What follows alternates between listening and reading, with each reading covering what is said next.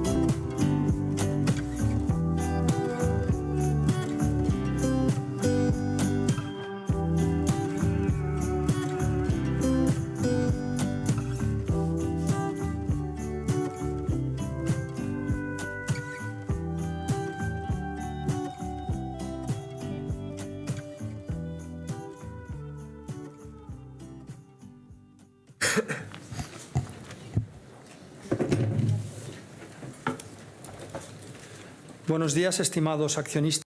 Good morning, dear shareholders. It's an honor to me to address you and I would like to welcome you to this general shareholders meeting on behalf of the board of directors and on my own behalf.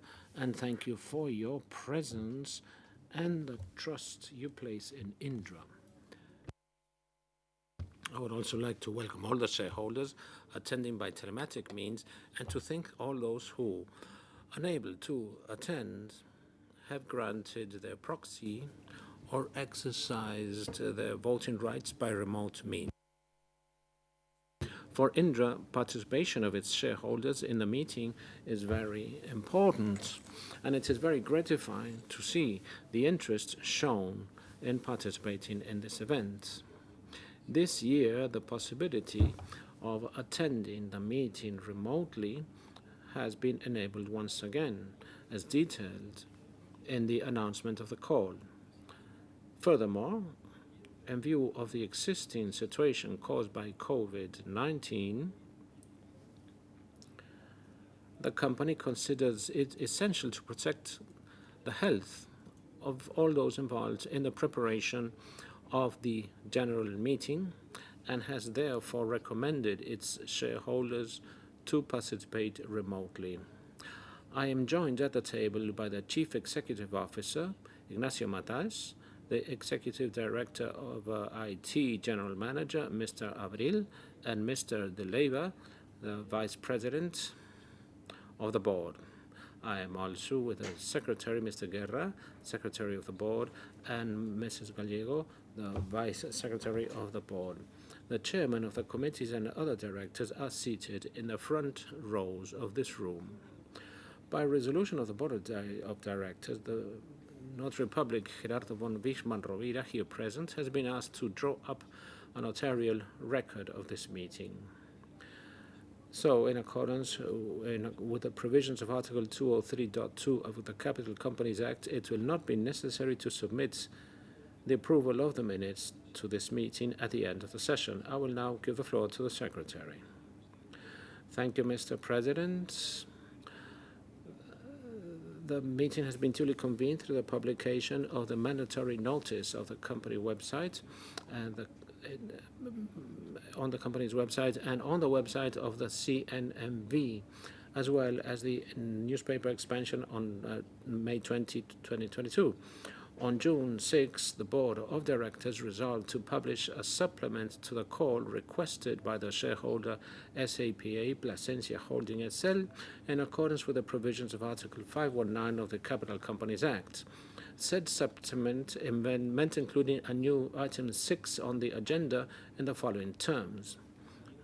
Appointment of Mr. Joaquin Abreu Medinoneta as Proprietary Director representing the shareholding interest of SAPA Plasencia Holding SL. The announcement of the supplement was published on the company's website and on the website of the CNMV on June 6, 2022, as well as in the newspaper Expansión the following day. It is noted that no alternative proposals for resolution on the matters already included in the agenda have been submitted, nor have any requests for information or clarification been received from shareholders prior to the meeting.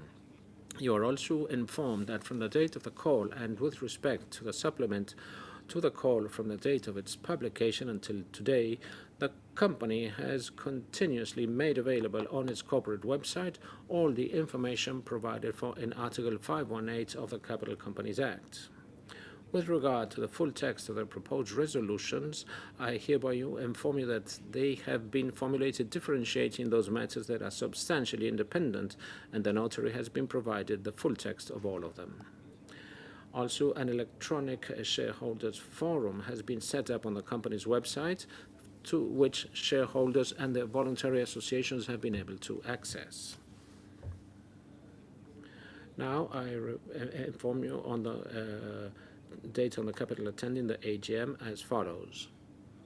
We have 226 shareholders who holds 2,895,486 shares, accounting for 1.6391% of share capital. 322 represented or by proxy, holders of 128,815,73 shares, accounting for 72.91% of the company share. Overall, we have 548 shareholders represented who hold 131,710,559 shares, representing 74.55% of the company capital. Of all these shares, 45.69% are represented in the board. We are finalizing the count of the last cards and those attending telematically. So before voting, we will give you the definitive numbers. Mr. President. Thank you very much, Mr. Secretary. After hearing the provisional attendance figures provided by the Secretary, I declare this general meeting provisionally constituted on second call, and this session will now commence. I will now give the floor to the notary. Good morning. I must ask if there are any reservations or objections to the statements regarding the number of shareholders present or the capital present. I would also like to remind the shareholders attending telematically that there is a link in the computer application in which they can send any reservations or objections they wish to express.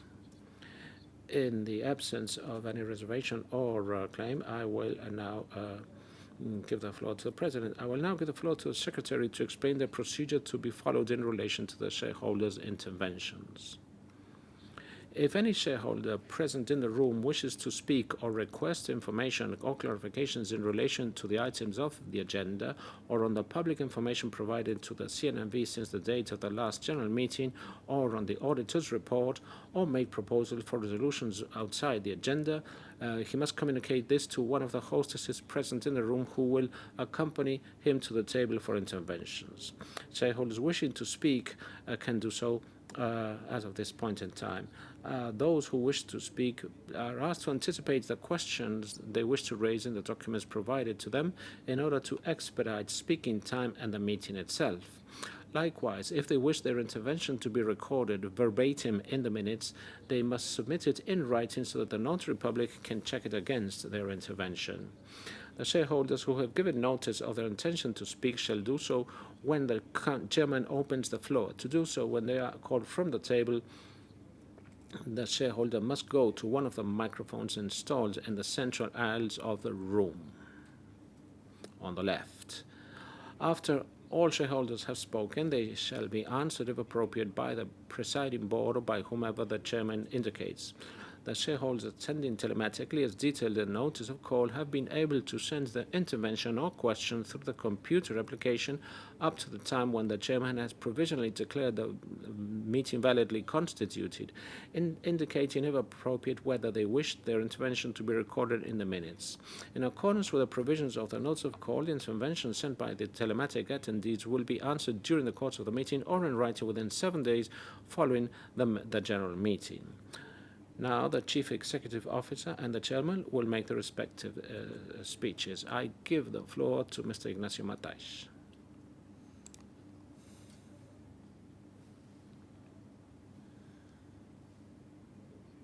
Thank you, Mr. President. Good morning, shareholders. It is an honor for me to address you as the CEO of Indra.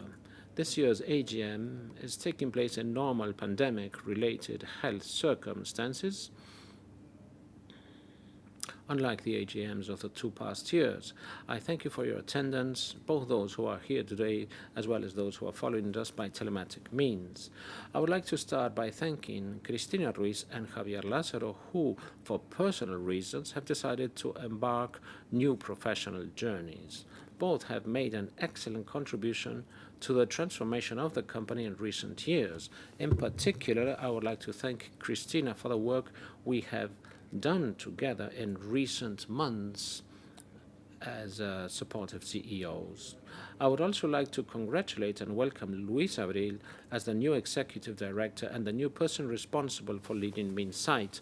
I am convinced that together and with a splendid team that surrounds us, we will continue leading interest growth within the framework of the strategic plan.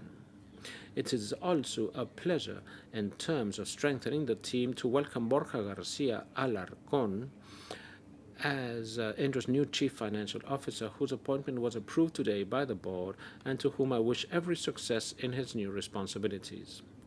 Finally, I would like to thank the board for the trust that it placed in me last April with my unanimous appointment as CEO of the company, and I would especially like to thank the team of professionals at Indra for the incredible effort made in 2021, which has made it possible to recover and exceed the expectations and surpass the 2019 figures. I will now proceed to the assessment of the group's results in 2021, and I will conclude with our reflections on the main actions and priorities for Indra and its Minsait and aerospace and defense and mobility businesses. It has been an extraordinary year in terms of results, bearing in mind that we are still in 2021 in a post-COVID recovery for many of our customers and businesses. Indra has achieved all-time highs in backlog, revenues, and free cash flow in 2021, far exceeding the 21 targets. A key factor to consider continues to be the evolution of the backlog, which is at its highest level ever and reaches 5.459 million euros in 2021, representing a growth of 4% in reported terms. The Transport and Defense Division's backlog amounted to 3.859 million, up 6% compared to 2020, of which 2,441 million correspond to defense and security market. In turn, the portfolio of Minsait has increased 1.6 billion, up 1% in reported terms. It should be remembered that we are comparing 2021 with the extraordinary and in the defense and security market, both in Spain on multi-year projects such as the F-110 frigates, the 8x8 vehicles, and the NH-90 helicopters, and in Europe with the Eurofighter Mk1 and Asia and the Middle East. The Minsait order intake in 2021 grew to 8% in local currency, driven by the growth in all verticals. Of particular note was the double-digit growth recorded in energy and industry, driven by Europe, mainly in the Italian subsidiary, and the strong performance of our industry business in Spain. In 2021, revenues grew 13% in local currency and achieved their record high in both transport and defense, as well as Minsait, with double-digit growth versus 2020 in both divisions, clearly outperforming pre-pandemic 2019 levels. In defense, the best vertical is Indra in terms of profitability. We have achieved a 22% revenue growth, reaching record highs thanks to large projects in Asia and Middle East and in Spain, such as the Lanza 3D radars and the aforementioned national projects, and in Europe with the Eurofighter and the FCAS, ensuring excellent prospects for the coming years. On the other hand, revenues from the transport and traffic business continued to grow despite global air traffic reached only 60% of pre-pandemic levels. Relevant contracts in Eurocontrol, Kuwait or South Korea show vigorous signs of recovery. We must also emphasize the significant progress in transport and projects of particular difficulty and risk with the completion of the capex in the Mecca Medina project and significant collections in the Saudi Arabian projects. It is also worth highlighting the achievement of important projects in the US and the service of the T-Mobilitat project, which now covers 60% of Barcelona passenger demand. Minsait revenues increased 13%, with strong growth in public administration and healthcare of 28%, thanks to increased activity with Spanish administrations, the subsidiary in Italy, and the elections business. The industry and energy and industry verticals also experienced solid growth of 30% in local currency due to the inorganic contribution of Smart's Paper, the Italian BPO company acquired this year, and increased activity in Italy, Brazil, and Spain, particularly in industry. In turn, financial services grew 7% in local currency and telecom and media 5%. A negative factor, inorganic revenues have grown and has shown the vigorous pace of fundamentals in our business. Another sign of the positive business mix is the 15% growth of Minsait digital business, which now accounts for 27% of Minsait total sales. The reported EBIT in 2021 stood at 340 million against 277 million in 2020, a year that was affected by the provisions for the COVID action plan. The reported EBIT reached 256 million euros, which is 16% more than 2019 and 30% higher over the past 5-year period, figures that reflect a sustained profitable growth. The EBIT margin in 2021 reached 7.5% compared to minus 1.1% in 2020, exceeding the level of 2019. It is noteworthy that Minsait EBIT margin improved to 4.9% against the 2% in 2020, which is a historical record and shows the success of the efficiency plans and the change of mix towards digital and higher value activities. It is also remarkable the EBIT margin improvement of 11.2% was achieved in a context of global supply chain difficulties with the impact in costs and lead times, and while some revenue recognitions were still suffering from the COVID restrictions in some countries. Net profit reached 143 million in 2021 against minus 65 million in 2020, and the free cash flow in 2021 was 289 million, an all-time high, substantially higher than the previous record of 186 million in 2017, and well above the 2021 target of over 140 million. The net debt was reduced to 240 million euros, its lowest level in the last 10 years, compared to 481 million in December 2020, bringing the net debt EBITDA ratio down to just 0.8 times compared to 2.5 times in December 2020. The excellent business performance and the sustained development of a financial situation allowed us to announce a dividend payment of 0.15 euros per share to be disbursed in July 2022 after 7 years without shareholder remuneration. In summary, 2021 was a year of excellent results despite the difficulties and some of the effects of the pandemic. Our performance has enabled us to meet the targets we committed to with our investors. These targets were revised upwards on 2 occasions during the year, and we ended up comfortably exceeding them. As you can see, the results of both transport and defense and Minsait show a good commercial moment we're experiencing and which we are taking advantage of. They are also notable for the improvement in operating margins and profitability, which are already well above those achieved prior to the pandemic. We are at the halfway point of our current strategic plan, 2021-2023, and I'm pleased to say that we are successfully meeting the objectives, both financial and strategically. We continue to strengthen both at Minsait and Transport and Defense our position in key clients and projects for our future, while maintaining our position in strategic projects such as Eurofighter, with award of contracts such as Germany's EFA Quadriga, and strengthening our position in Minsait key customers where we have won new flagship projects. Some examples to highlight in this regard are the award of the digital transformation of Eurocontrol's network manager, the testing and validation services for the European Justice and Home Affairs Agency, EU LISA, or our continued achievements in energy industry, the electoral business, or the means of payment.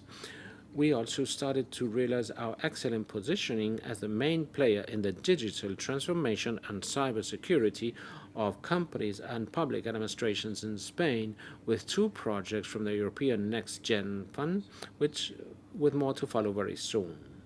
We have effectively mitigated the impacts of the last phases of the pandemic, which have resulted in delays in revenue recognition and difficulties in the supply chain.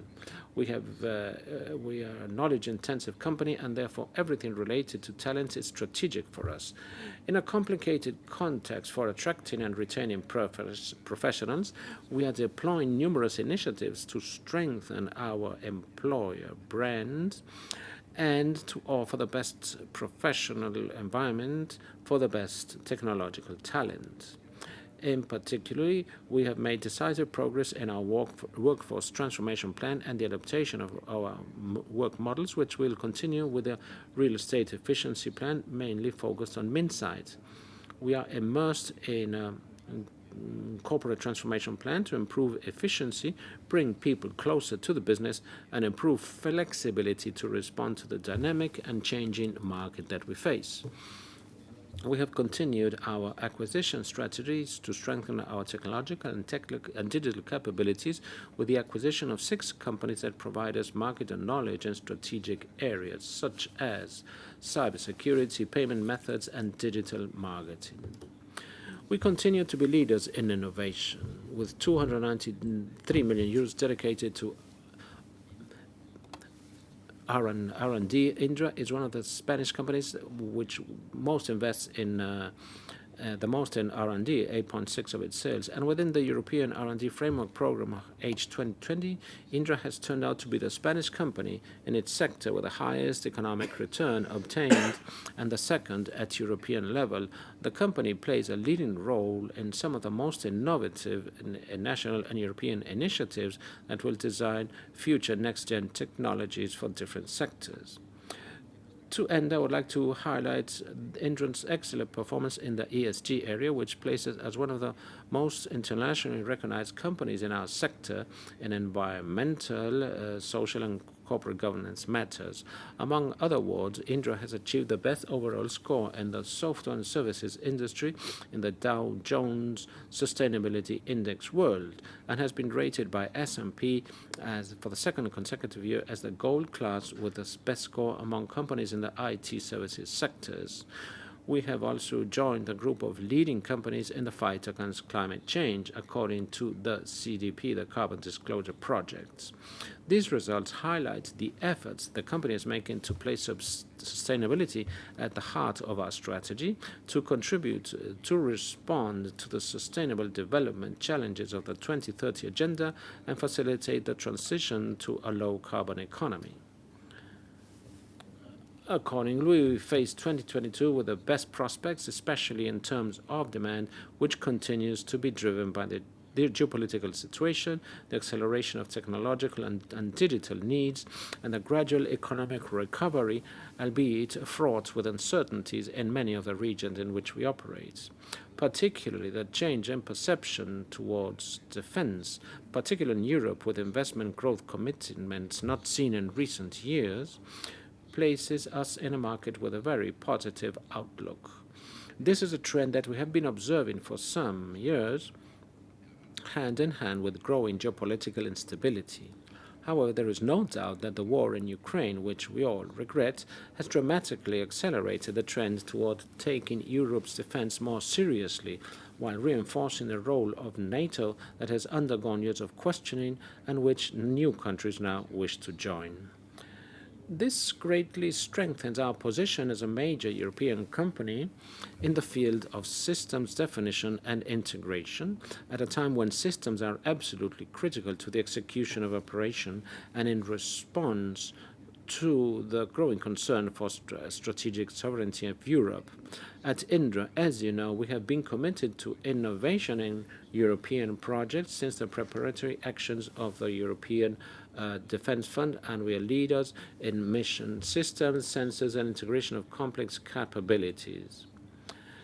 And of course, we are doing that in Spain. Now is the time to relaunch investment in R&D to develop the technological capabilities that the systems of the future will require, and also to monetize our industrial footprints. India está preparada para liderar. In this regard, India is prepared to lead as prime the systems project that will undoubtedly be launched under the protection of increase and defense funding, and to consolidate its position as the partner of reference in Europe collaborative projects.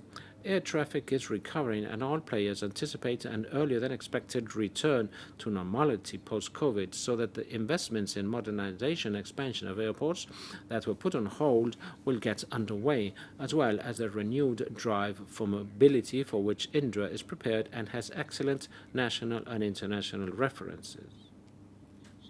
We are leaders in air traffic systems in the world. It is a market that will not stop growing, but new ways of managing airspace will be needed, as well as satellite space, where we will also see a saturation in the future. Our capabilities are more than proven in airspace, as saturated as the Northern European corridor. On the other hand, we continue to be immersed in a process of technological acceleration and digitalization in which Minsait is competing successfully and effectively. It is a cross-cutting phenomenon that not only affects the most IT-related sectors, but is increasingly penetrating the more traditional sectors of transport and defense, in which Indra is already a benchmark as a partner of the FCAS, or recently with the award of the A&M contract. The four accelerators of Minsait's 2021-2023 strategic plan, digital payments, cloud data, and cyber, are the conceptual framework and the key to continuing to drive the evolution towards the business of greater value, growth, and profitability. Minsait has a defined product positioning strategy and a strategic and operational plan. Many of these are linked to major strategic alliances with other leading global technology companies with which we will share great opportunities. We also have a solid financial position following the deleveraging of recent years to accelerate the inorganic growth of our activities, always focused on profitable growth and the acquisition of key capabilities to strengthen our position in customers, segments, and the geographies selected in our strategic plan.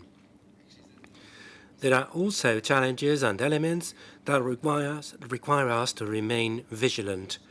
It is essential for us that the FCAS program makes adequate progress, that the necessary agreements are reached for its development with the definitive signing of Phase 1B, and that Spain's leading role in it is maintained. We are a knowledge-intensive company, and therefore everything related to attracting and retaining talent is fundamental for us. We need to continue working on everything related to the employer brand and the attractiveness of our brands for young professionals.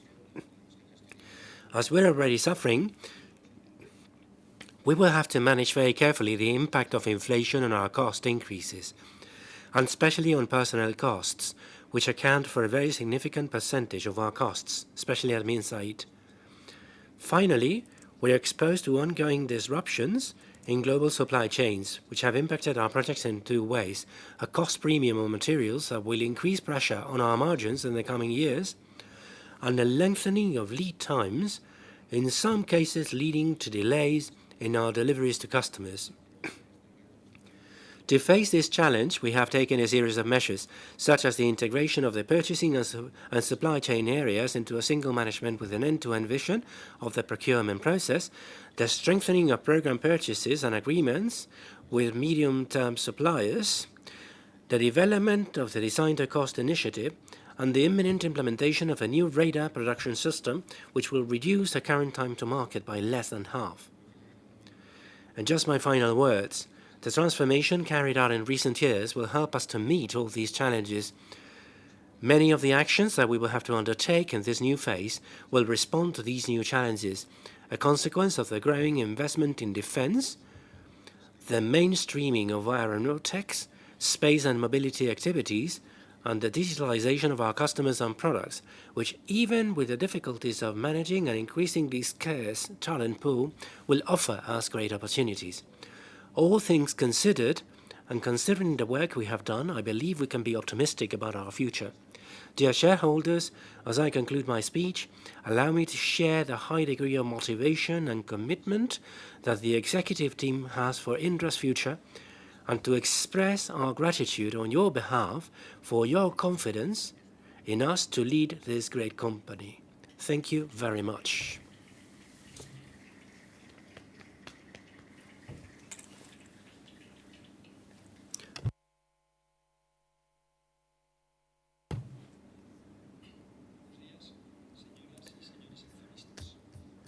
Good morning, ladies and gentlemen shareholders.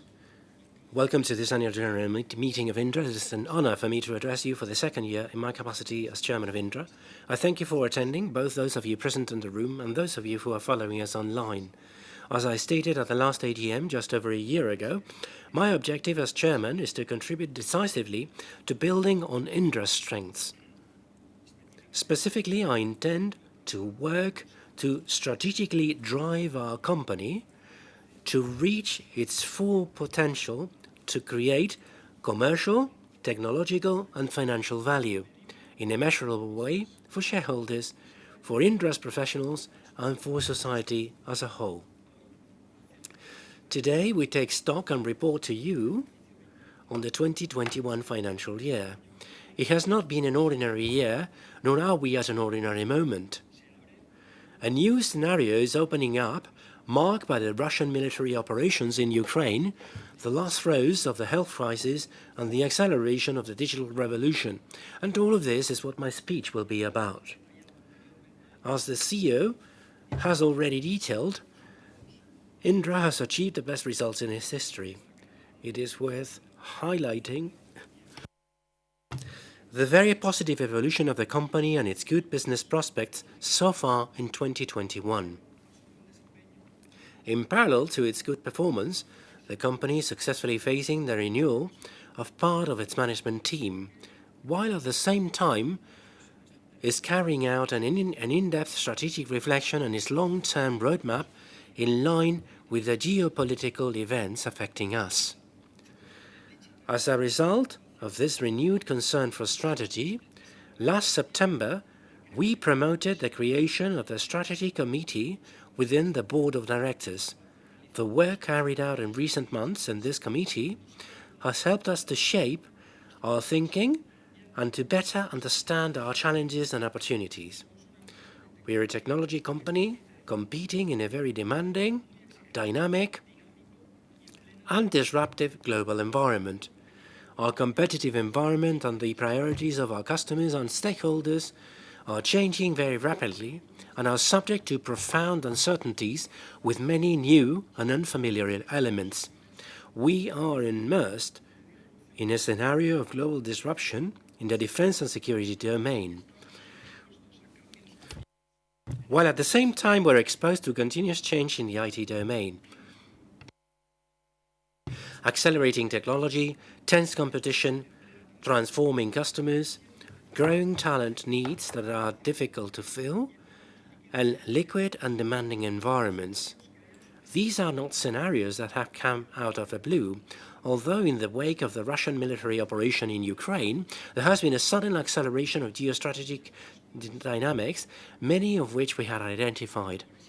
The progressive distancing of the US from the needs and demands associated with European defense, with a clear requirement for European countries and Spain to take on more responsibility and effort. The growing geopolitical and military rivalry with China, especially, but not only, in the Asia-Pacific environment, the drumbeat of war on the EU's own eastern borders, which has led to the most serious European military conflict since the Second World War, and whose final consequences are not yet known. Instability and insecurity in parts of Africa, particularly in the Sahel. With all this, Broad layers of European societies, after decades of relative peace and security, have rediscovered that without defense there is no society and no civilization possible. There is no democracy, no rule of law, no freedom, no human rights, no ESG, no schools, no businesses, no nothing, with no security. It is an area where we are not relativists. Isaiah Berlin criticized relativism and explained that it is not the same to say that I like coffee with milk and you don't, as it is to say that you're in favor of concentration camps and I'm against them. The former is relative, the latter is not. No, we don't believe in the relativism Berlin referred to either. That is why we believe that democracies must be able to defend themselves. We're seeing this in Ukraine, where once the military operation began, it can be said that we expected the worst, and it was worse than we expected. And consequently, European and Spanish society as a whole, and its institutions, have profoundly and rapidly changed their opinion about the priority of defense and the investments needed to guarantee it. We are seeing very significant changes and tectonic movements in this direction in our European and Atlantic environments. A strategic bid to substantially raise investments, with the increase in the German defense budget of an additional 100 billion for investment as an example. Traditionally neutral countries such as Sweden and Finland applying for NATO membership, something unthinkable a few years ago. And countries such as Denmark, which approved in a referendum to join EU defense initiatives from which they had remained on the sidelines until now. Spain is no stranger to this reflection on priorities and commitments. In Spain, too, we can see how the administration and a large part of the economic and social agents share the growing concern to ensure that our country has sufficient capabilities and resources for its defense and to fulfill its obligations to our allies. It could be said that we were at a cricket match and suddenly found ourselves in a rugby match. We must all act with the utmost responsibility to guarantee Spain's defense in this new scenario of instability, which unfortunately has been imposed on us. For democracies like ours, it is not just about investing more, it is about investing well. That means investing in key technologies and improving European technological sovereignty over those key technologies. Thus, as the EU strategic compass indicates, states are developing technological and industrial sovereignty strategies to reinforce and complement their technological capabilities through their national benchmark companies. This is where the role of our companies, ladies and gentlemen shareholders, is transcendental. In Europe, this has many names. In Spain, it has one, Indra. We are a leading technology company specializing in systems, understood as the set of software and hardware for the storage and processing of information. We have our own technology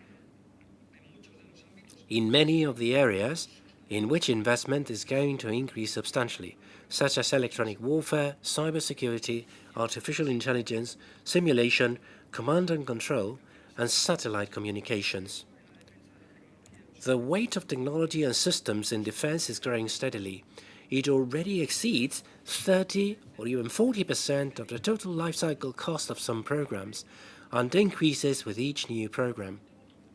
Therefore, systems are already the critical and differentiating factor in any program.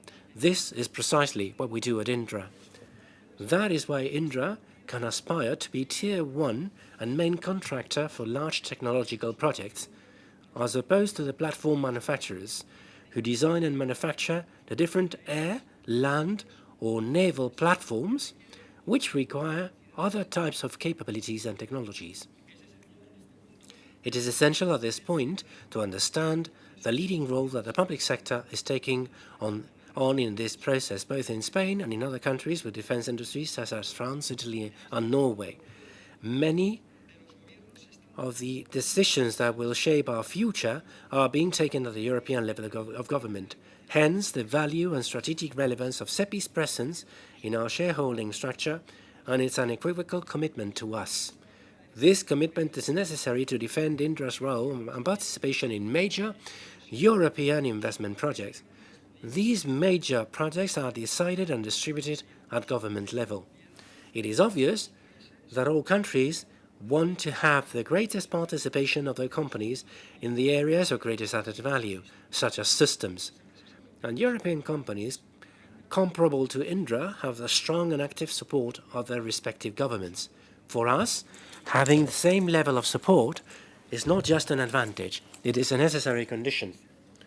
And to play a leading role in the EU and NATO, Spain also needs a highly developed defense industry of its own that can respond to these requirements, ensuring technological sovereignty and developing critical technological capabilities with competitiveness and efficiency. This technological capacity is what closes the circle and allows Spain to have the relevance and leadership it deserves at the international level. Technological training is the fuel that will allow the vehicle to advance at the required speed. Therefore, a key factor for success in the coming scenario is appropriate public-private collaboration, each in its own role and with its own responsibilities and governance, and professional alignment between government and industry. At Indra, we are committed to working towards this alignment in the field of security and defense, giving it the highest priority and as a sign of our commitment to the defense of Spain and the European Union. In general, it will be necessary to significantly increase defense investment to meet NATO commitments, both in terms of equipment, maintenance and technological development. In Spain, the government has already made public its willingness to do so, which could mean between 10 and 12 billion euros a year in additional spending if plus 2% of GDP is reached. The evolution of technology increasingly requires economies of scale to cope with the huge R&D investments required to equip for the digital age. The complexity and cost of technology is growing exponentially, and no European company or country can now afford, for example, the necessary investment in a new fighter aircraft on its own.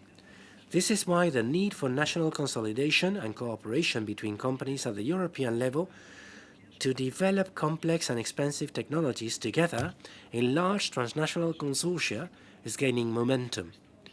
And if we take the US and China as a reference, it will be necessary to increase the standardization and simplicity of European models and platforms from the current enormous dispersion and heterogeneity. In the US, there is one type of heavy tank. In Europe, 16. In the US, there are 4 types of frigates. In Europe, 29. In the US, there are 2 types of armored infantry vehicles. In Europe, 20. It is important to have linguistic diversity in Europe with 24 official languages in the European Union.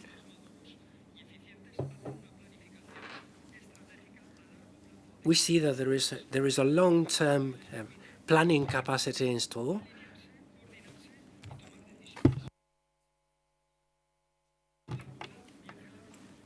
We see that countries with more mature and efficient defense sectors long-term strategic planning of technological capabilities that allow them to anticipate, align, coordinate, and make more efficient decisions.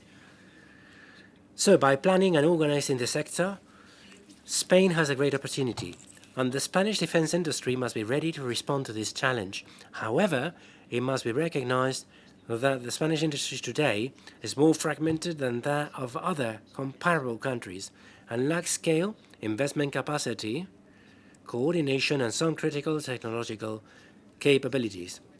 Defense systems are increasingly dependent on digital technologies. We see this with hyper connectivity, the Internet of Battlefield Things, the combat cloud, artificial intelligence, and cyber defense. In many of these, Indra already has unique proven capabilities. It has been said that there is no such thing as chance. that this is where needs meet, and the future has presented Indra with a historic opportunity. Europe's need to defend itself with more technology, and Indra's need to project itself to higher levels of scale, ambition, and relevance. Because of our technological nature, we have great potential and a particularly strong position to participate and play a leading role in the European programs in which Spain participates, as long as we maintain our technical excellence and competitiveness. That is why I would like to stress, shareholders, that only Indra can become the Spanish player with dual and multi-domain capabilities to defend Spanish interests in Europe in the aerospace and defense field with guarantees. Let us remember that we are a technology industry that generates economic activity with high added value, highly skilled jobs, technological capabilities and knowledge that are very difficult to acquire. We know how to transform the investment we receive into growth, knowledge, exports, high-quality jobs, EBITDA and cash. And let us also remember that innovation in defense also has a huge impact on the civilian domain, as most of the technologies developed have a dual use. The origin of many technologies, such as GPS, radar, or the Internet, is military in origin, and the origin of a significant part, half or more, of the R&D invested by the countries that invest the most in R&D is military. Indra already has technological capabilities that have dual use in fields such as sensor technology, optronics, communications, IoT environments, artificial intelligence, and simulation. Up to this point, I have spoken mainly about defense, which is where the transformational change of scenario has taken place, forcing a review of the strategy. But we are very aware that the field of information technologies is a central part of our revenues and profits, and therefore of our future. We believe that Minsait is strategically well-oriented, but there are still significant challenges to continue on its path to success. Advancing in platformization in order to start more margin points with software reuse, further standardization and industrialization, and thus continue on the path of transformation from services to products. Attract committed technology talent to the project and retain the best professionals so that they choose to develop with us. Focusing on the areas and sectors we know best. Continue to evolve the mix of offerings and thus shift our activity to higher margin segments and deepen our presence in Minsait's key strategic markets. Everyone here will understand that we must prepare the company for the profound changes and challenges we're experiencing, both in transport and defense and at Minsait. We must update our strategy and align all corporate and strategic elements to this reality. All countries and the national benchmark companies are preparing at full speed. We must also deepen our relationship with our main industrial partners and allies and develop strategic alliances that combine interests, capabilities and objectives with the rest of the companies in the ecosystem. We will not be able to do this alone, and Indra has much to contribute. At this point, I would like to share with you my vision for Indra. Indra's rationale is to solve our customers' problems through technology. We want to continue to grow in the sectors of greatest technological complexity and greatest commercial opportunity, whilst gaining scale, efficiency and attractiveness in order to attract and retain the best talent. We want to be the global benchmark company around which the major technological projects of our country are structured and a leading player in the aerospace and defense industry. To this end, we aspire to expand our technological capabilities in defense and security, with the will to lead the transformation and consolidation of the industry. To carry out this transformation, we will have to work to increase our presence and scale in our core markets, work to enter new countries and markets, and deploy an active strategy within the sector. To advance along these lines, we must also maintain a renewed effort to invest in R&D. We also want to be, through Minsait's technological and digital capabilities, the leaders in the digital transformation of our customers, thanks to our offering and digital assets and the dual-use technologies we are going to develop.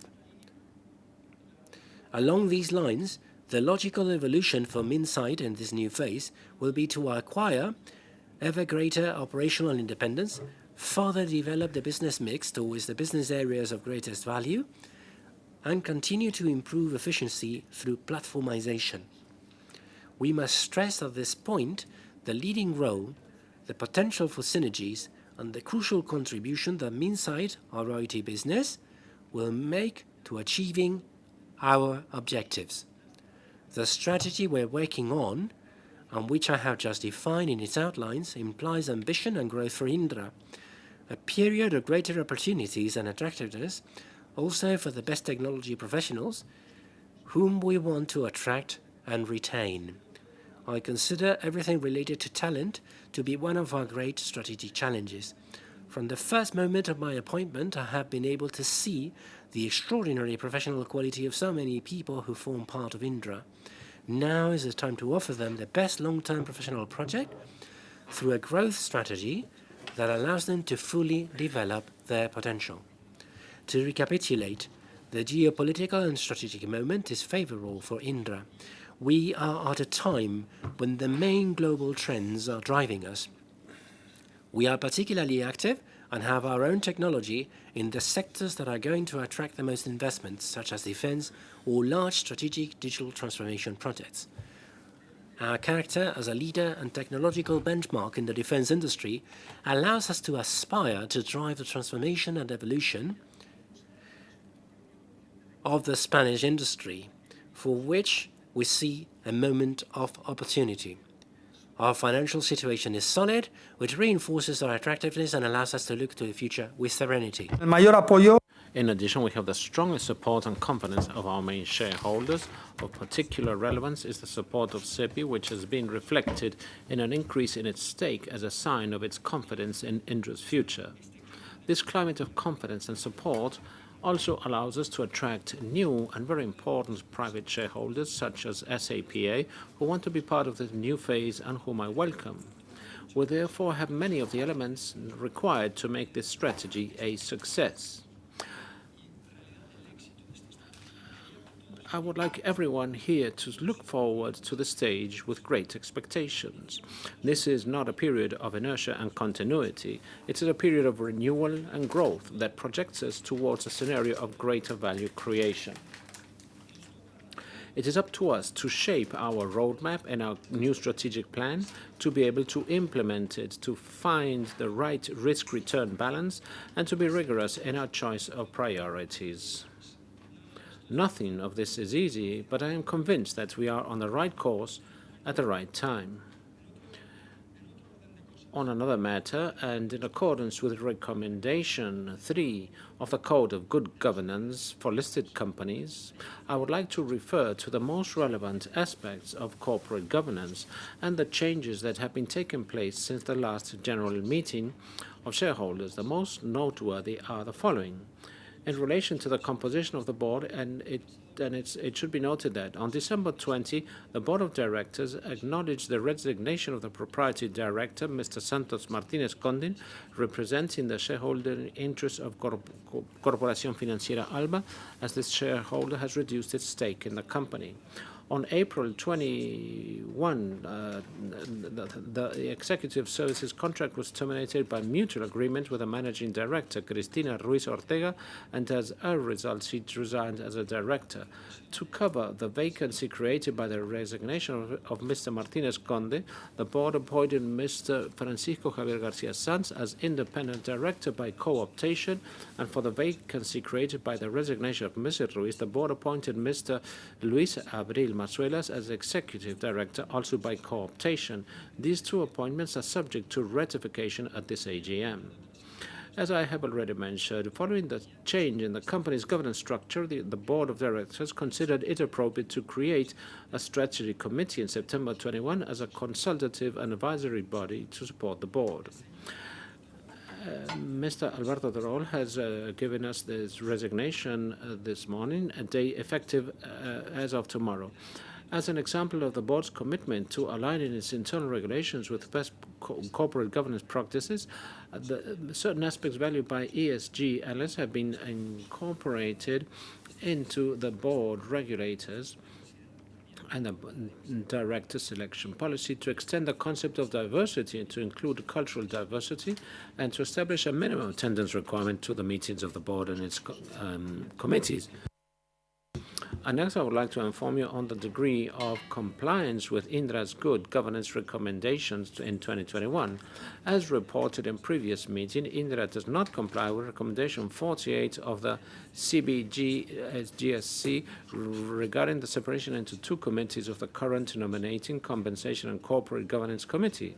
As such, separation is not regarded appropriate for the reasons stated in the annual corporate governance report.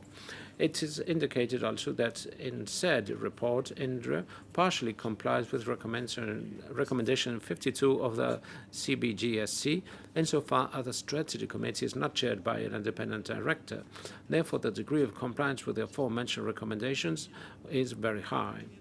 So, but to conclude with my final thoughts, firstly, I would like to thank and that of the board to Cristina Ruiz and Javier Lázaro, until very recently managing director and general manager of finance and corporate, respectively. I would also like to thank them for their commitment and dedication at the helm of the company, valuing their successful management and the profound transformation that has taken place since they assumed the responsibility. This transformation now allows us to open a new era in the best possible conditions. I would like to wish them all the best in the new professional challenges. In this new phase, we continue to face enormous challenges, but I am convinced that there are many reasons to look to the future with confidence. In the field of defense and technology, we may be facing a transformational moment in which we can be leading players in a completely new and constituent European scenario. We have shareholders who are committed to our future, including the strategic support of the state. We have our own technology and unique technological assets.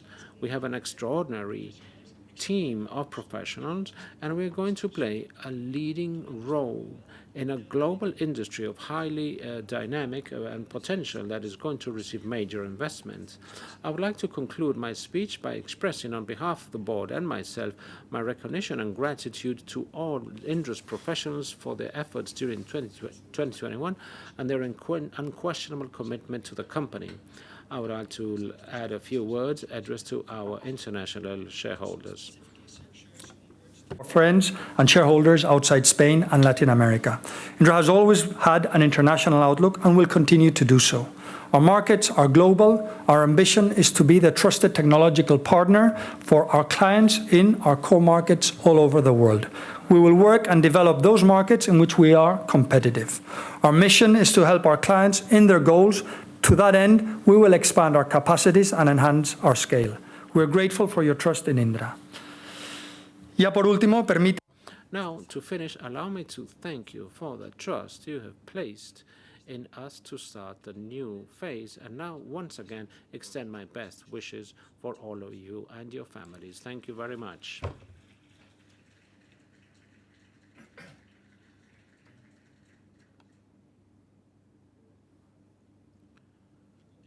And now, we will now open the floor for speeches in this room. I give the floor to the Secretary to make way for the shareholders' interventions. Before opening the floor, I would like to remind shareholders attending this meeting electronically that they have been able to cast their votes on the proposed resolutions included in the agenda from the moment they have connected to the application, and that they will be able to do so until the end of the floor to speak in this room. I remind you that in the event that the shareholder or representative does not indicate the direction of his vote through a computer application, it will be understood that he votes in favor of the proposed resolutions formulated by the Board of Directors and abstains in a proposed resolution incorporated at the request of the shareholder SAP Plasencia Holding in 0.6 bis. With regard to speaking time, in order to maintain the smooth running of the meeting, we ask shareholders who speak to be as brief as possible. As we have been told, there's only 2 requests for speaking. I now give the floor to the shareholder Mire Coldevique Velasco. We please reach out with a microphone.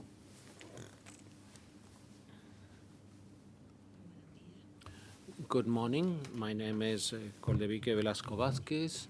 We share this space on behalf of the Ethical Finances Foundation in coordination with the Studies for Peace and the Anti-Militarist Alternative. Both are participants of the International Resistance to War, together with other 25 organizations in defense for the defense of human rights. All of them today on behalf of the Disarming Indra campaign. As reported, there is a very high percentage of profits of this company, and we would like to share is the question, formulating the question, do we know what is this growth of Indra?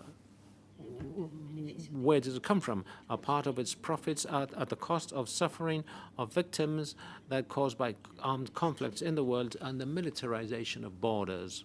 As regards the participation in profits due to forced displacement, in addition to profiting from the arms business required by wars, Indra is one of the biggest companies in Europe, in Spain and Europe, in the militarization of borders, which has an impact in the lives and rights of people who are displaced forcefully, who are escaping from wars. Indra is among the main contractors of Frontex that treat migrating people from a security and criminalistic approach. The role of Frontex in hot returns have been denounced, in addition to countless amount of human rights violations. Despite the militarization of borders involve terrible infringement of human rights, the practice of frontier management is a core business for Indra.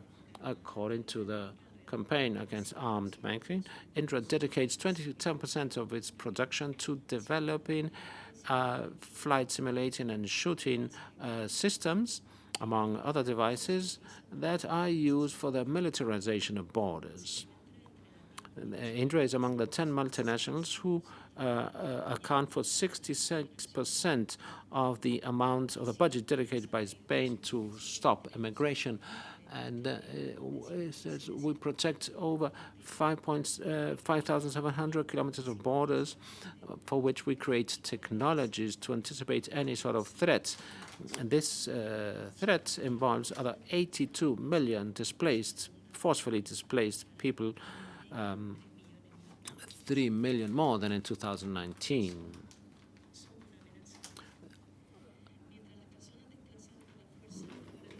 As forcefully displaced people continue to increase, the technologies and profits of Indra continue to grow in the militarization of borders, in the repair of Coast Guard ships and sea surveillance. The CIBE has been an example to manage the Eurosur program, the same border control via radars implemented in the southern European borders. But this system has also been installed in governments which infringe human rights, such as Romania or Hong Kong. In 2005, Indra built the third border wall in Melilla and has earned 8 out of every 10 euros spent in the construction of these walls. Another example of the involvement of Indra in a business of war is its role in the production of weapons sold to Saudi Arabia and United Emirates, countries that are leading the war against Yemen, a war with a savage bombardment campaign that does not discriminate between civilian and military targets, and is generating one of the worst humanitarian crisis in the world, according to the UN. Over 24 million people, 80% of the population, need humanitarian aid, and over 3 million have been displaced from their homes since 2015.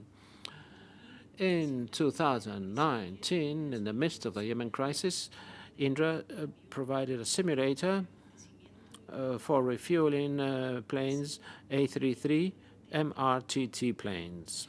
Several international organizations of the civil society and NGOs have documented consistently that the air bombings against Yemen, the military materials of European origin, are an important part of the armed forces material of Saudi Arabia and the United Arab Emirates.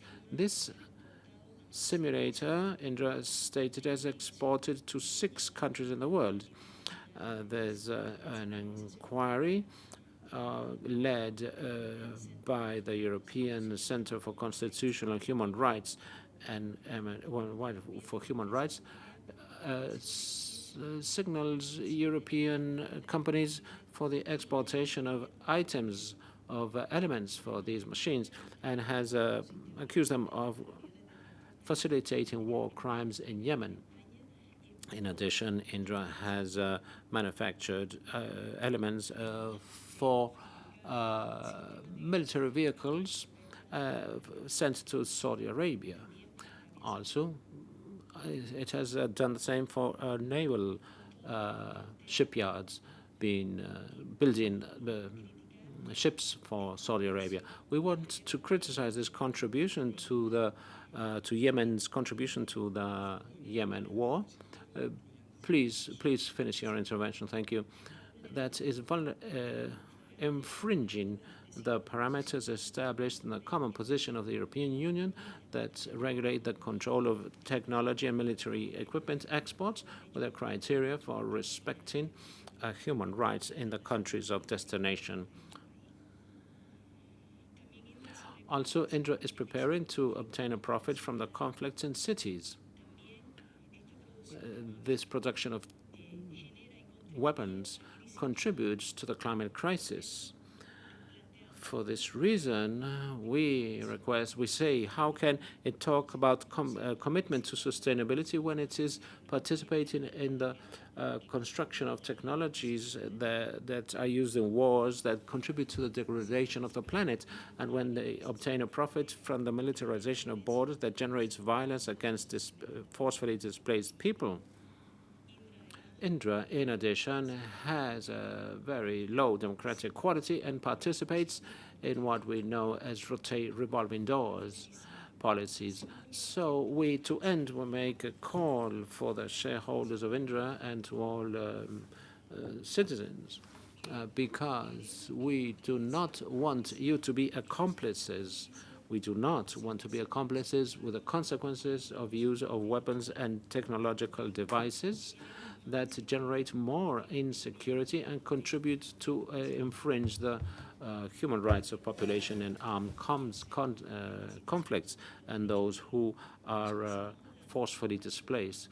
We request this company cease its cooperation in the production of devices and technologies used in wars. We invite everybody to refuse to contribute to the business of wars and the criminalization of borders. We require the paralyzation of lobbying processes in defense and security policies, and instead contribute to building peace here and all over the world in defense of the rights of individuals. We also request the Spanish state, as the main shareholder of Indra, which with 28% of its shares, should require compliance with human rights, forbidding the production of technology that could be used in context of vulneration of rights. So we make a call to resign from military projects that contribute to the infringement of human rights, because war is a crime against humanity and the rest of the life of the planet. War begins here. We have to stop it here. Disarming Indra, let us earn life. Thank you very much. Thank you for your intervention. As stated in previous AGM, Indra is an armaments company, and that is shown in its bylaws. The objective of Indra is providing services in consultancy, business and technology consultancy and training for any industry or sector. Indra operates in the defense sector, which is a crucial component of security, and security is a prior condition to sustainability. Just like other companies, Indra provides companies the elements they need to fulfill their mission, making a vital contribution to social and economic development. Indra is part of an ecosystem of an organization that works in the defense sector that protects life and the lifestyle of European citizens. Indra scrupulously fulfills the regulations on limiting the regulation of technologies and defense weapons. We will elaborate on this reply in writing. Thank you very much. So now I give the floor to the shareholder Amber Selective Opportunities Fund.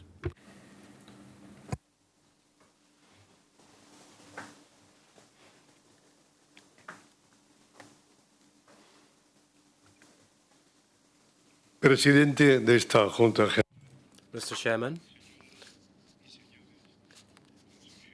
ladies and gentlemen, members of the board and shareholders,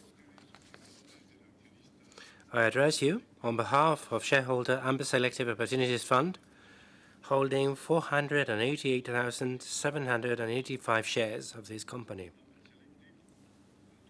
Amber Selective Opportunities Fund 2, together with other funds equally linked to Amber, as has been made public in recent days, after the call for this annual general meeting, has taken a significant stake in this company and considers that in view of the proposals for ratification and re-election of members of the board brought here today to the annual general meeting, the circumstances that we have seen in the administration body of this company in recent times make it advisable from the point of view of social interest that the board of directors may take their own initiative for a wider restructuring regarding the composition of the board of directors itself and therefore of its committees. We would like to see more cohesion and stability in that body. And obviously we will accept any decisions made by this AGM as they deem appropriate. To this end, Amber Selective Opportunities Fund 2, in compliance with Article 223 of Capital Companies Act, proposes to this general meeting 4 agreements that should be subject to a vote, including the termination of the contract as members of the board of Mr. Alberto Terol, Ms. Carmen Acarrea, Mr. Enrique de Leiva, and Ms. Ana de Pro. As we say, the board of directors, in accordance with recommendations for good governance, may lead the restructuring of the board and its committees. Agreements which Amber Selective Opportunities Fund and other funds linked to Amber were not able to include in the agenda for today until this meeting took place. Amber Selective Opportunities wants to state that in recent days it has informed certain significant shareholders of this company about its intention to propose to this annual general meeting certain agreements regarding the composition of the board of directors, so that all shareholders could get to know about this. Obviously, shareholders will be able to decide freely about the proposals for agreement that have been submitted by members selected before this annual general meeting. Finally, I request that this is incorporated into the minutes. A written copy of this has been provided to the notary. Thank you so much. Bien, con esto termina. So, at the end of the speeches, I would like to clarify something. Mr. Terol would like to speak. Mr. Terol, as the chairman pointed out, has submitted his resignation as of tomorrow. So the only question is that Amber would like to push for their proposal to vote on this, despite the resignation of Mr. Terol.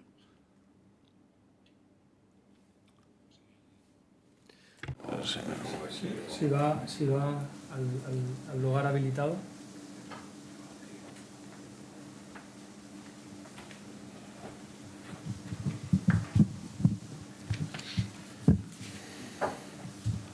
Pues, querido Alberto, nos conocemos hace... Dear Alberto, we've known each other for many years. Thank you for your intervention. I'll do my best to be very brief to respond to this initiative. I imagined this would happen when I had something ready, which I will read now, but after that I would like to say a few words.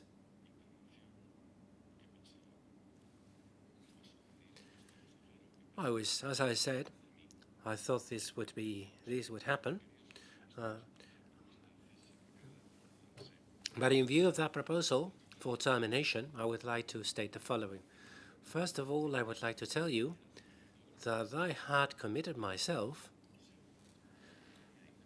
during a meeting of the board of directors to submit my resignation just after this annual general meeting in order to facilitate access for the third independent member of the board of directors, in accordance with good governance practices. That was the correct thing to do, the ethical thing to do.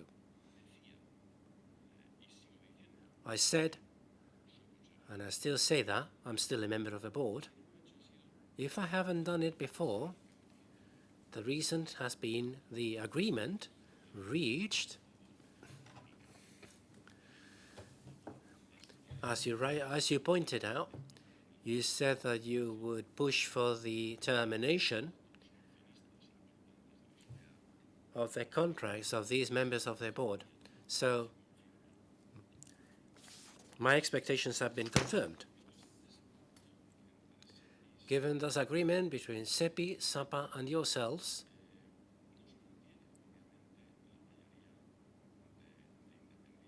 obviously there is no preservation of the majority of independent members of the board, and that places Indra in a completely anomalous situation. What independent members of the board and myself have always defended in the last few months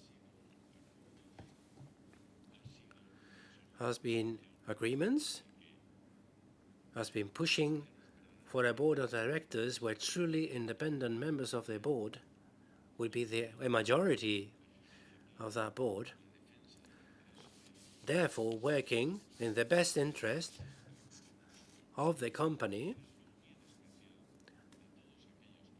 and very especially for all those advisors that do not have a seat in the board of directors. By the way, they have clearly expressed during the votings that we will see later They're very clear, they're very obvious.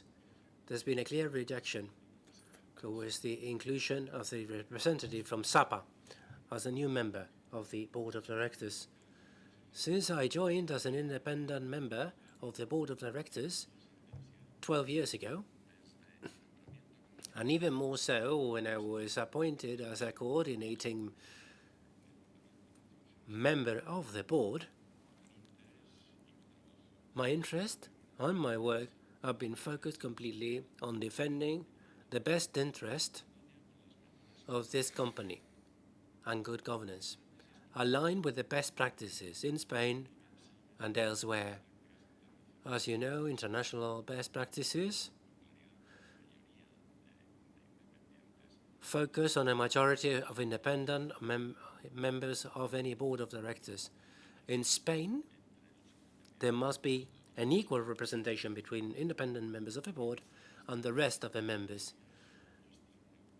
We shared our concern in recent days because of two new members of the board from SEPI and SAPA, leading to a board of directors with 14 members. Bearing in mind that the chairman has a special quality vote, in factual terms, independent members of the board could find ourselves in a situation where we wouldn't have a majority, where we wouldn't have a capacity to defend the best interests of this company. And I'm talking about more than 60% of all shareholders that don't have direct representation in the board of directors. And within that percentage, that's you.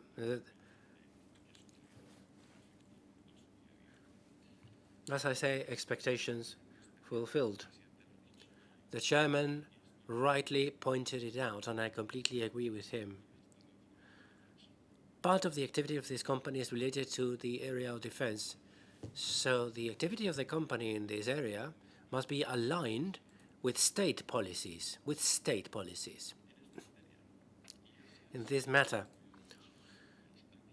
And that has had the full support of the member of the board of directors in all these 12 years.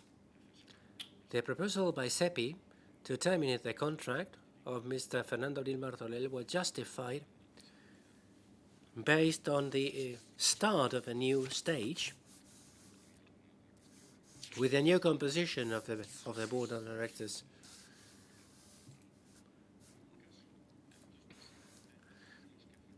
At that time, neither the president nor the members of the board contributed to any misalignment between ourselves and the state policies of this country. After the termination of the contract for Mr. Fernando Lil Martorell, something that was imposed on the board of directors with the support of the SEPI representatives, it was decided that Mr. Murtra would be appointed as an executive chairman. I have nothing personal against Mr. Murtra, but in any case, he decided that he didn't have the experience, so he wasn't qualified to be the executive chairman of this company. And after tense, complicated conversations, we reached the agreement to appoint Mr. Murtra as non-executive chairman. We even accepted having him appointed as other members of the board.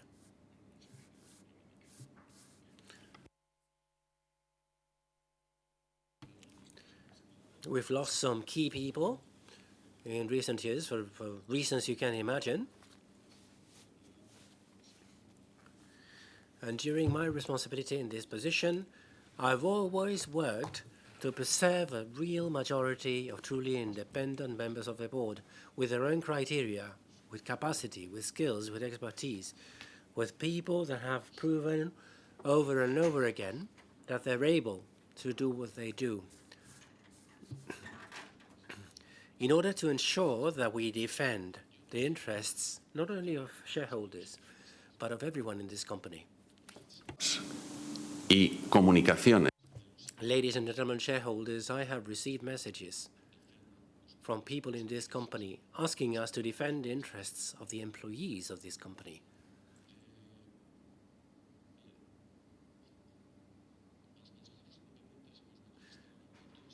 Independent members of the board have always made it clear that it is essential to understand the policies of this government in terms of defense. I have talked to the chairman of this company, and I have seen his willingness. I want to make that very clear. I have seen his willingness, a very well-balanced outlook. We wanted to understand the plans of the government in terms of defense so that they could be taken into account for anything strategic in this company. There's been no response. Neither the Committee on Strategy. The answer I got from the chairman was, this is a very complex thing. We have the Ministry of Industry. We have the Prime Minister's office. This is very complex. We need time. At this point in time, we still don't know what the position of the government is. So now, this proposal for termination has been made, and it will take place because you have the majority. You will win, but you will not convince. This is going to be a huge scandal. So the termination of my contract, if it finally takes place, I don't know what kind of support you will be able to gather from SEPI and SAPA, but if it takes place and my contract is terminated, something will have happened that will endanger this company. Corporate governance is not a joke. It is really important. It helps companies in checks and balances. It helps companies to be adequately managed. It doesn't affect me too much. As a consequence of a reasonably poor agreement, I decided to tender my resignation as of tomorrow.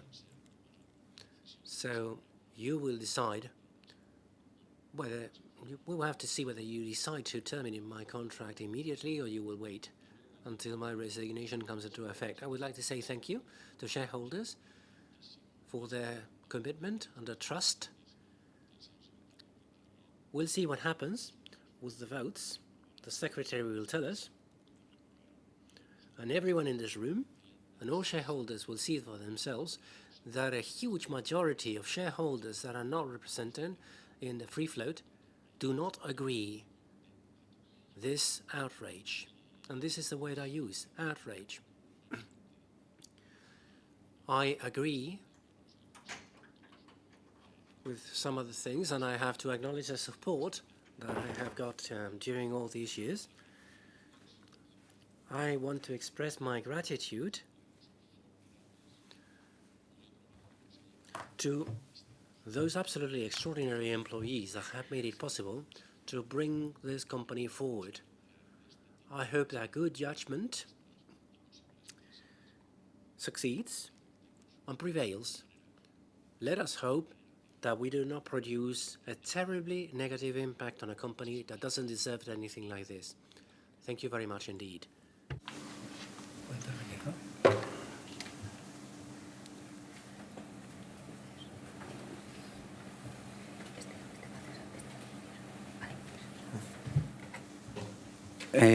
Buenas tardes, soy Enrique de Leiva, para los que no me conocen. Good afternoon, Enrique Dalega. For those of you who haven't met me, dear Alberto, I've known you for many years, and I thank you for including my name on the list. And I thank you for including my name on the list. I'm sort of joking. Because if the purpose of this company is for a control group to control, I don't want to be here. If that is not the case, I would like to be here. I don't want this company to be controlled by a control group. I'm a bit of a complicated guy. I have my own opinions. I have my own views. If what you're looking for is pushing people to do things they don't want to do, don't count on me. Gracias. Thank you. Sí. Gracias, Enrique. Finalizado el turno de intervención. At At the end of the speeches, I would like to remind the shareholders attending telematically that they will no longer be able to cast their votes on the proposed resolutions included in the agenda through the telematic attendance application.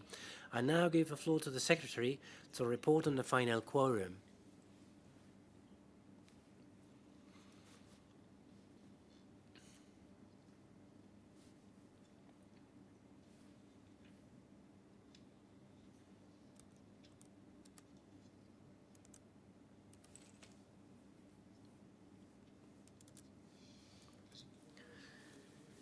I inform you that the counting of the cards and those attending by telematic means has been completed, and the definitive quorum of attendance of capital attending the meeting is as follows.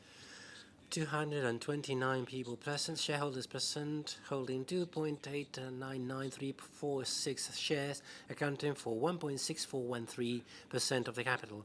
322 people attending by proxy, holding 128,815,073 shares, accounting for some 72.9193% of the shares.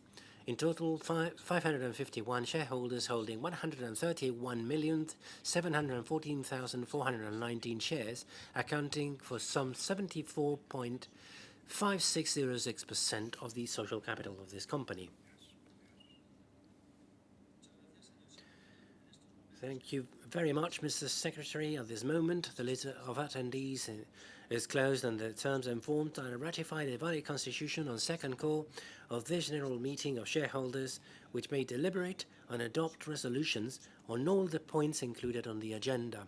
I now give the floor to the notary. Are there any reservations or objections to the statements regarding the number of members attending or the capital present?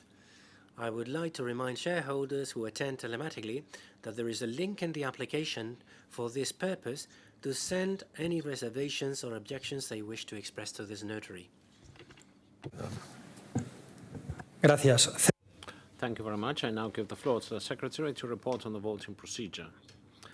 Thank you, Mr. President. I inform the shareholders that in accordance with the proxy procedure approved by the Board of Directors and detailed in the announcement of the call to this general meeting, those proxies that have been received without a nominative expression of the person in favor of whom they are delegated or have been conferred generically in favor of the Board of Directors have been deemed to have been granted in favor of the Secretary of the meeting. Likewise, in accordance with the provisions of the Articles of Association and expressly stated in the notice of call, the company has provided the necessary means for shareholders to exercise their voting rights or grant proxies by remote means of communications at these general meetings, which have been duly counted for the purposes of the aforementioned attendance quorum. As detailed in Section 4.4 of the notice of call and as indicated by the Chairman, shareholders attending the meeting by remote means have been able to cast their vote from the time the shareholder or his proxy has registered in the remote attendance computer application until the end of the voting period in this room through the voting procedure set up for this purpose in the aforementioned computer application. Likewise, in the event that the shareholder or representative has not indicated the sense of his vote with respect to the proposed resolution included in the agenda, it has been understood that he votes in favor of those formulated by the Board of Directors and abstained with respect to the proposed resolution incorporated at the request of SAPA Placentia Holding in point 6 bis. As mentioned in a notice of call, for the purposes of the provisions of Article 523 and 526 of the Capital Companies Act, it is hereby stated that if the representative is a director of the company, he may be in a situation of conflict of interest in relation to items 4, 6, if his re-election or ratification is submitted to the meeting under that item, and 10 of the agenda, as well as with respect to proposed resolutions other than those formulated by the board and matters which, although not appearing in the agenda, may be submitted to vote at the general meeting as permitted by law. Both in the case of delegation in favor of the Secretary of the General Meeting and in favor of the member of the Board, the rules established in the notice of call of the General Meeting and the supplements hereto shall apply, including cases in which the delegation extends to proposed resolutions other than those formulated by the Board of Directors or to matters not included in the agenda. As is mandatory, the result of the voting shall be recorded in the minutes of the meeting and shall be published by the company's website in the manner and within the period established in Article 525 of the Capital Companies Act. So therefore, for the counting of votes, only those shareholders present in the room who either wish to vote against or abstain on the different items of the agenda proposed by the board, or 2, wish to vote for or against item 6 bis of the agenda proposed by SAPA Plasencia, must approach the voting table at the back of the room to be identified and have their vote recorded. If they do not do so, it shall be understood that they vote in favor of the proposal made by the board and abstain from voting on the proposal referred to in point 6 bis. Those shareholders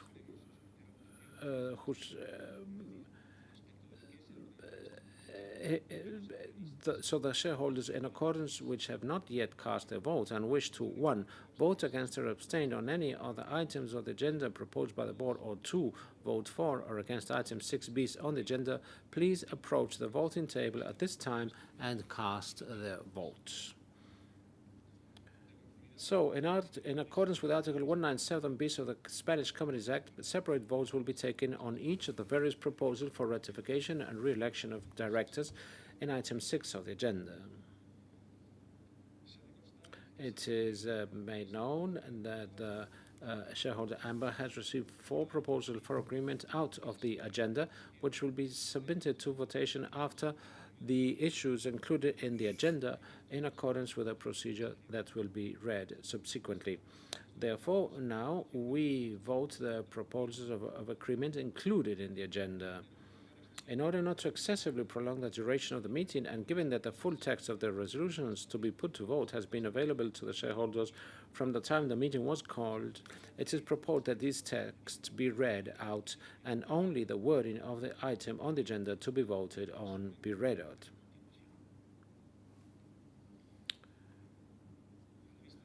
As no objection has been raised, I shall not read out the text in question in full. I will only make a summary. Let it be known that in the vote of 10th item, annual remuneration report will be consultative nature, and that 12th item, amendment to the board regulations, is of a purely informative nature. Now is following the summary of the content of the resolutions submitted for approval of the AGM. The first item on the agenda proposed to approve the annual accounts and the individual and consolidated management reports for financial year 2021. Item 2 is the consolidated statement of non-financial information, the sustainability report for financial year 2021. The third, the proposed appropriation of profit for the financial year 2021, is submitted for approval. In the fourth point, the approval of the management of the Board of Directors during financial year 2021. In the fifth, the re-election of Deloitte SL as auditors of the company and its consolidated group for the financial years 2022, 23, and 24 is submitted for approval. The proposals for ratification and re-election of directors to be indicated will be voted on under item 6. Point 6 bis will vote on the proposal appointment of Mr. Joaquín Aperribay Bedia Luneta as proprietary director representing the shareholding interest of SAPA Plasencia Holding. In point 7, the renewal of the current delegation of powers in favor of the Board of Directors to increase the share capital under the terms and within the limits established by current legislation is submitted to vote, with express attribution of the power to exclude the preemptive subscription right with the limits established in the proposal and rendering ineffective the news part of the delegation of this nature that has been forced until now. In point 8, the renewal of the current delegation of powers in favor of the Board of Directors to issue non-convertible securities within the limits set in the proposal is submitted to vote, leaving the delegation of this type of power hitherto enforced without effect in the news part and with regard to this type of securities. In point 9, the renewal of the current delegation of powers to the Board of Directors to issue securities convertible into shares is submitted to vote, and the delegation of this nature that has been enforced up to now is rendered null and void in the unused part and with regard to this type of securities. In point 10, the annual report on directors' remuneration for the financial year 2021 is submitted to the general meeting on a consultative basis. Point 11 empowers the chairman, vice chairman, secretary, and vice secretary of the board of directors to formalize, register, and execute the resolutions adopted by the general meeting. And lastly, item 12 on the agenda informs the general meeting of the amendments approved by the board of directors and introduced in the board of directors regulations since the last ordinary general meeting. Once the content of the proposed resolution has been summarized, the votes cast on each of the proposed resolution on the agenda are counted and the results shall be announced.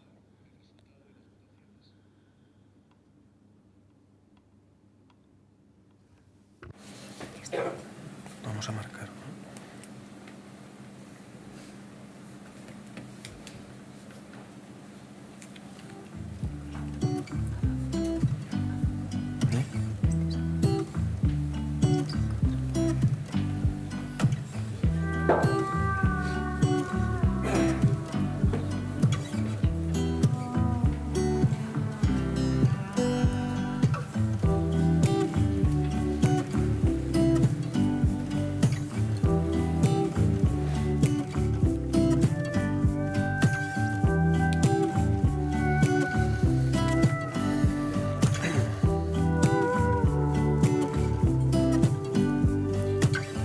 Bien.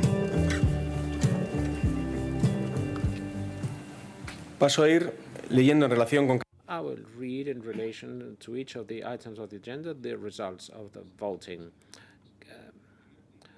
Item 1 on the agenda, approval of the annual accounts and the management report of Indra Systems and its consolidated group for the year closed December 31, 2021. In accordance with the information provided to this table, it is approved by sufficient majority as it has reached 99.91% of votes in favor.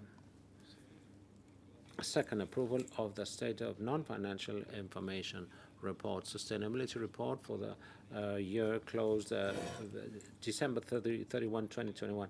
In accordance with the information provided to this table, it is approved by a sufficient majority, having 99.94% of votes in favor. Third, approval of the proposal of application of the runs of the exercise of the financial year 2021.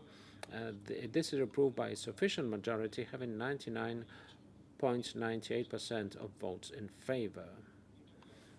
Point 4, the approval of the manager of the board of directors during the financial year 2021. So, in accordance with information provided to this desk, it is approved by sufficient majority with votes in favor of 99.38% of issued votes. Point 5, the re-election of Deloitte SL as auditors of the company and its consolidated group of financial years 2022, 23, and 2024. As per the information provided, it is approved by a sufficient majority, having 99.94% of issued votes.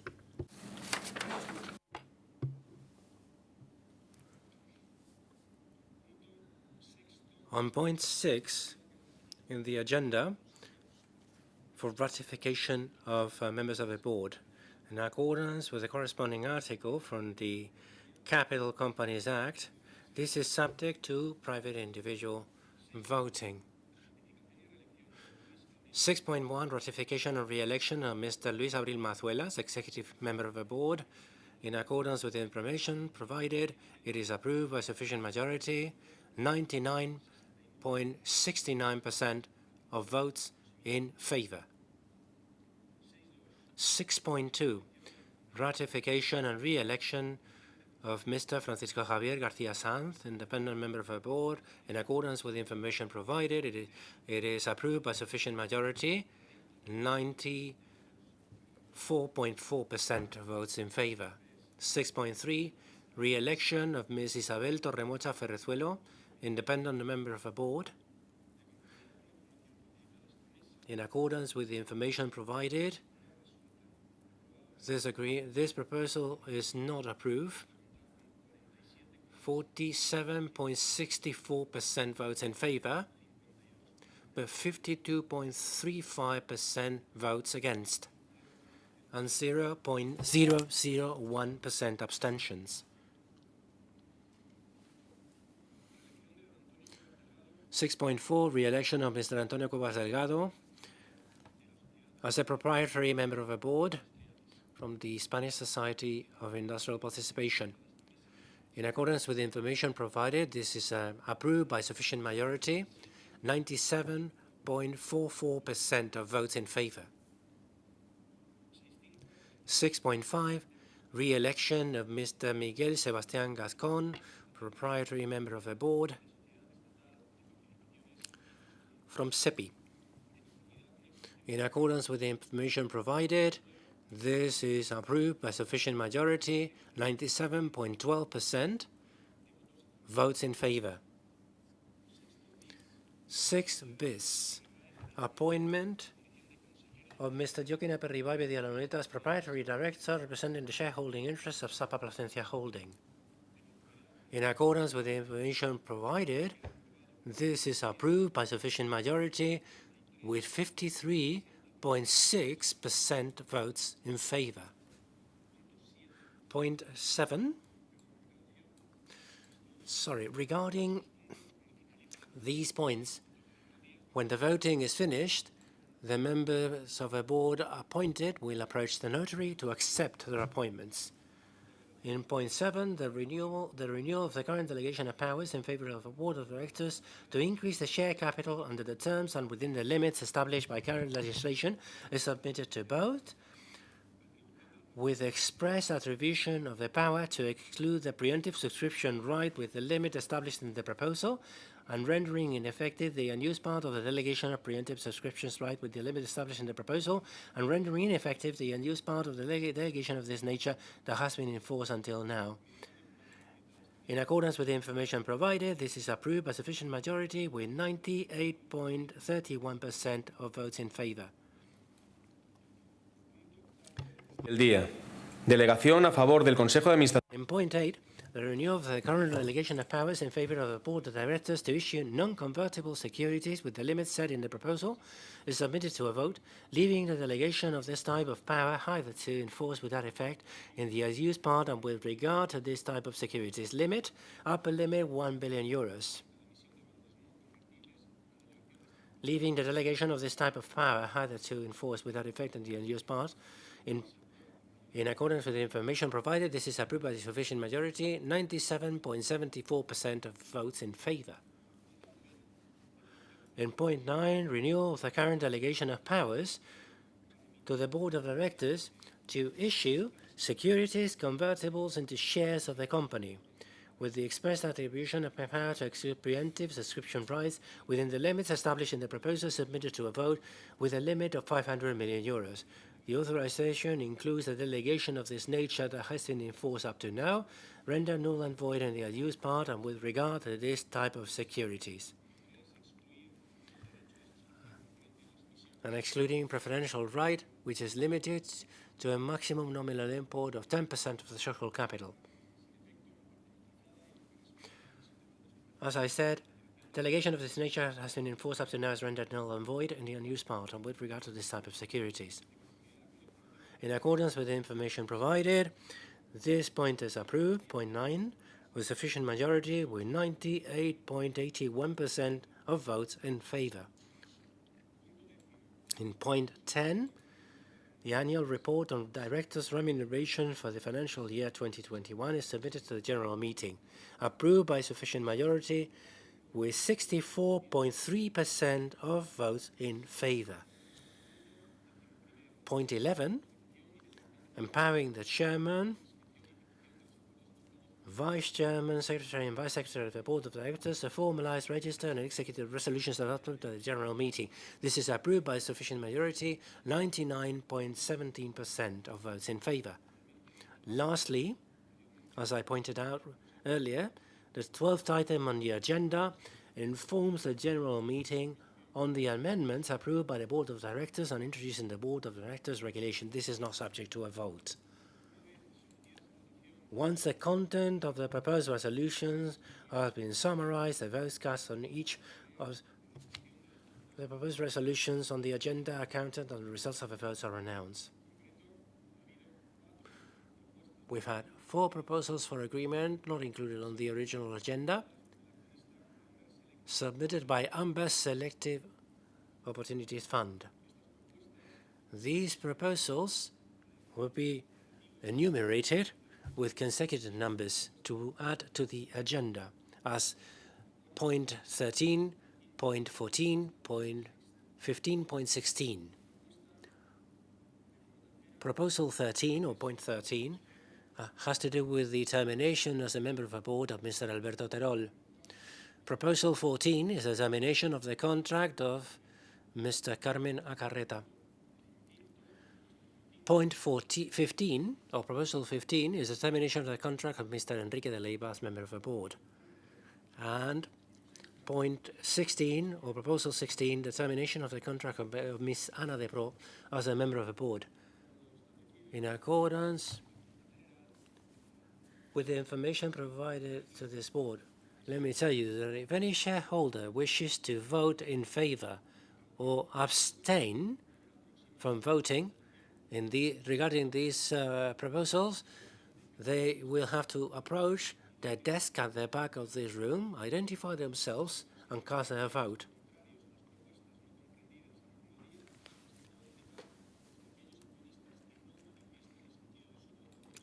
Those shareholders that do not explain in what sense they want to vote will be taken to express a negative vote. Therefore, shareholders wishing to vote in favor or abstain from voting regarding these proposals must approach the desk, the voting desk, telling us about the direction of a vote. Those attending online who wish to vote in favor or abstain from voting must cast their vote from now on through the online application. We will give you 5 minutes to cast your vote, both for people in this room and for people attending online. Igualmente, Similarly, in the telematic pathway, the votes contrary to the proposals will be made by those shareholders who express the approval or abstention. The participation of the shareholders who have exercised this remote telematic, they have not voted as in the items not included in the agenda. As regards Article 526(2) of the Companies Act, we will compute the votes according to the previously stated rules. We will suspend the proceedings so that the shareholders have time to issue their votes.